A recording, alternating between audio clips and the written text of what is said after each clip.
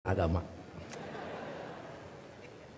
Jadi mohon yang terakhir saya ingin sampaikan, tidak ada kesuksesan tanpa kerja keras, tidak ada kesuksesan tanpa perjuangan, dan tidak ada kesuksesan tanpa dorongan doa dari kedua orang tua kita. Jadi pada hari ini Anda ucapkan selamat, Anda mintakan maaf kepada orang-orang tercinta yang berkontribusi atas kesuksesan pendidikan kita. Hati-hati memperlakukan kedua orang tua. Saya tahu di sini ada master hukum, saya tahu di sini ada master manajemen, saya tahu banyak prodi yang ada di sini dan memiliki tata kelola yang sangat baik, maka itu salah satunya didukung oleh perilaku Anda setelah lulus. Pada saat Anda berinteraksi dengan kedua orang tua, jangan menggunakan pasal hukum. Pada saat ibu mengatakan, saya mau ketemu, kamu pulang, maka Anda akan mengatakan, mah tidak boleh memaksa, karena ada pasal hukumnya. Enggak ada itu, tidak berlaku untuk kedua orang tua. Pada saat Anda diminta membantu kedua orang tua, Anda jangan menggunakan manajemen yang efektif. Tidak ada manajemen dalam hubungan dengan orang tua, kecuali penghargaan, penghormatan, dan tempatkan dia sebagai di tempat yang paling sempurna sebagai kedua orang tua kita. Saya hanya ingin mengulang dengan cerita yang lama, tetapi ternyata ini memberikan sebuah inspirasi bagi kita. Mohon maaf, saya pernah jadi seorang pejabat. Pada saat saya sedang rapat, saya ditelepon oleh keponakan saya dan menyatakan ibu saya dalam keadaan sakit. Kemudian saya balas telepon itu dengan sebuah ungkapan yang agak sedikit sombong. Tolong cepat bawa ke dokter dan nanti uangnya akan saya transfer. Ternyata ibu dari kejauhan menjawab kalimat saya dengan sebuah kalimat yang tegas. Enggak usah ditransfer, yang penting kita bisa ketemu. Kalau ibu sudah mengatakan yang penting kita bisa ketemu, maka jabatan itu tidak ada, maka rapat itu tidak ada. Dan boleh saya katakan, kalau saya sudah dipanggil ibu dan bapak, tidak ada yang bisa menolak panggilan siapapun, termasuk atasan saya. Kalau itu ibu dan bapak yang memanggil, kena yakin, kalaupun saya bisa memberikan sebuah alasan, Pak mohon maaf ibu saya dalam keadaan sakit, maka atasan saya akan memahami semua, karena mereka juga pernah dibesarkan dan memiliki rasa hormat kepada kedua orang tuanya.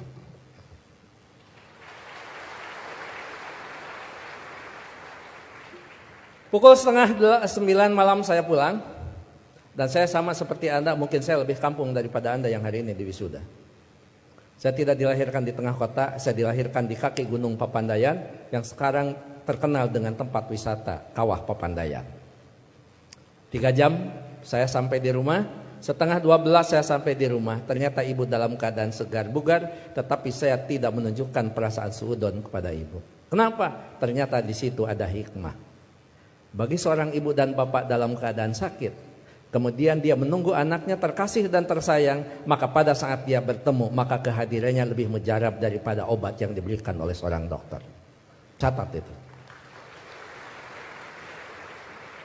Ibu tidak hanya menunjukkan segar dan bugar, tapi ibu juga tetap memperhatikan kesukaan makanan anaknya. Saya dimasakan sayur kacang merah, saya digorengkan asin peda, saya dibuatkan sambal terasi, dan saya juga dibakarkan pete. 11:30 malam, coba bayangkan ada sayur kacang merah, nasi putih, bakar pete, dan belum peda ditambah sambal terasi. Boleh dibayangkan setelah wisuda. 11:30 malam saya disuguhi makanan itu, maka tidak ada kalimat yang bisa diucapkan kepada ibu selain mengucapkan terima kasih. Padahal saya tidak biasa makan malam, kecuali makan nasi di waktu malam. Ya saya makan. Saya tidak pernah mengatakan, Amah ngapain masak? Kan kata dokter paling tidak 3 jam sebelum tidur kita boleh makan. Ini mau tidur 11:30, ngapain masak? Bagaimana perasaan ibu pada saat seorang anak yang dia tunggu, yang dia masakan, kemudian anak berargumentasi dengan sebuah ilmu di mana ibu tidak paham tentang ilmu itu. Menyakitkan. Iya, saya makan dan saya berdoa mudah-mudahan ini jadi obat. Begitu saya lirik dari sudut mata saya, ibu kelihatan bahagia. Kenapa? Makanan yang dia pasak itu betul-betul dimakan oleh anaknya. Begitu selesai makan, saya mengatakan kepada ibu, Amah mohon maaf, ini makanan sangat enak, terima kasih. tapi mohon maaf besok tidak akan pulang siang karena ada pekerjaan yang tersisa. Kemungkinan saya pulang sebelum sholat subuh. Ibu dengan bijak mengatakan, enggak apa-apa. Yang penting kita sudah ketemu. Sok istirahat.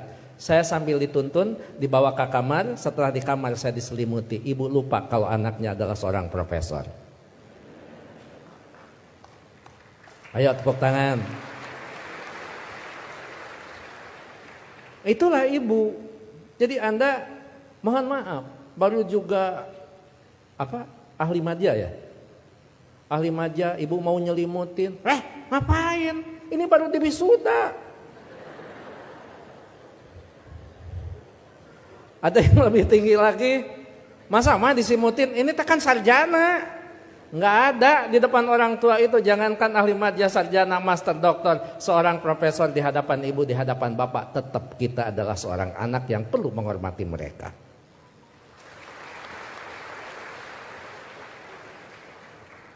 Yang paling indah dan paling membuat saya terharu, pada pukul 3 saya bangun, ternyata ibu sudah berdiri di samping saya sambil menepuk bahu saya. Cepat kamu bangun, jangan lupakan sholat sepertiga malam terakhir. Kenapa?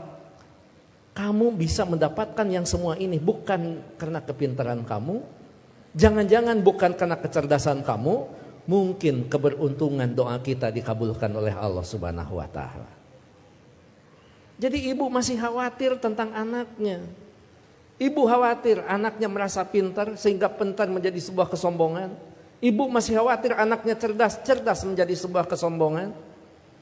Bahkan melupakan siapa yang menentukan takdir segalanya pada kehidupan kita. Itu pada profesor itu. Jadi tolong ibu bapak sebagai orang tua, anak kita hari ini di wisuda, tetap mereka adalah anak kita yang perlu kita luruskan pada saat mereka terlempar dari jalan yang memang ditentukan. Perlu diberikan peringatan, tapi tentu sekarang ini ada kaidah-kaidah yang beda dengan zaman dulu. Seorang siapa Pak Rektor, sahabat itu Ali mengatakan, didiklah anak-anakmu bukan dengan zamanmu, karena mereka tidak mungkin mengalami zaman yang seperti kita alami. Jadi memang cara sudah berbeda, cara kita memperlakukan anak-anak kita. Tapi sejatinya tetap kewajiban kita adalah bagaimana mendidik anak-anak kita, bukan masalah kedewasaan. Tapi masalahnya sampai nyawa berpisah dengan badan, itu tetap menjadi kewajiban kita sebagai kedua orang tua. Begitu saya sudah selesai sholat, kemudian di situ saya bisa mendapatkan sebuah hikmah. Memang orang tua kita adalah punya kecerdasan yang luar biasa. Padahal ibu saya bukan profesor, ibu saya tidak lulus SMA, ibu saya juga tidak lulus SD. Beliau hanya lulusan sekolah raya. Tapi apa? Dalam sebuah komunikasi waktu itu saya katakan, Ama sekarang saya pergi, mohon pamit. Ibu masih bertanya, kamu nanti sholat di mana? Saya jawab, nanti sholat di jalan. Ibu langsung mengkritisi kalimat saya. Jangan suka sholat di jalan, ketabrak mobil. Itu kata ibu itu.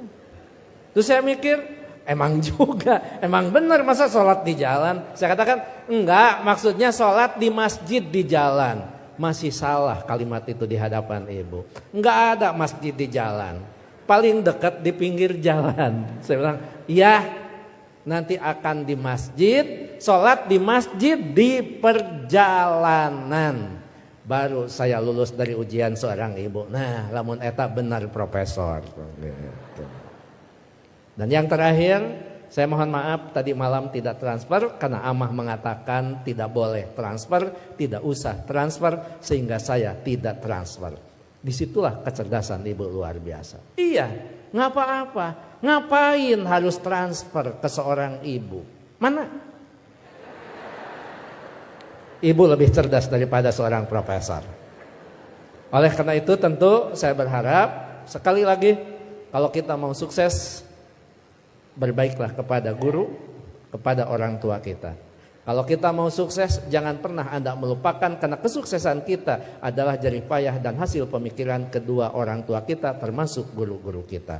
Mudah-mudahan orang tua kita yang sekarang masih ada tetap diberikan kesehatan, diberikan usia yang panjang, tetap mampu membina dan membimbing anak-anaknya sampai menjadi investasi yang terbaik bagi keduanya. Bagi orang tua kita yang sudah tidak ada, termasuk kedua orang tua saya, mudah-mudahan senantiasa mendapat tempat yang terbaik di sisi Allah Subhanahu wa taala. Amin. Saya pikir itu Pak Rektor, Pak Ketua Yayasan, hadirin Sivitas Akademika Unpam yang saya hormati. Mohon maaf kalau sambutan saya agak sedikit panjang karena saya tadi mengimbangi Pak Rektor sangat panjang, kemudian Pak Ketua Yayasan sangat pendek, maka saya setengah panjang dan setengah pendek. Mohon maaf tidak bisa mengikuti wisuda sampai akhir karena saya harus mengejar waktu ke Tasikmalaya Pak Rektor. Apapun tadi yang dibicarakan oleh Pak Warek sudah dibicarakan dengan Pak Warek dan Pak Ketua Yayasan. Begitu juga kepada Pak Direktur, saya mohon pamit. Anggap saja kalau di Kementerian Agama kan tidak aneh, anggap saja saya penghulu. Penghulu biasanya kalau sudah menikahkan ijab qabul dinyatakan sah, penghulu biasanya pamit diri dan tidak perlu menunggu sampai resepsi. Terakhir, saya tidak akan membacakan pantun, tapi ini ulangan dari wisuda bulan kemarin karena setiap bulan Unpam wisuda, bahkan Unpam setiap wisudanya juga tidak bisa diganggu karena hari Minggu. Jadi saya tidak bisa menolak undangan Unpam. Gitu. Anda hanya tahu saja yang wisudawan wisudawati. Saya ini mantan aura kasih. Sekian dan terima kasih. Assalamualaikum warahmatullahi wabarakatuh.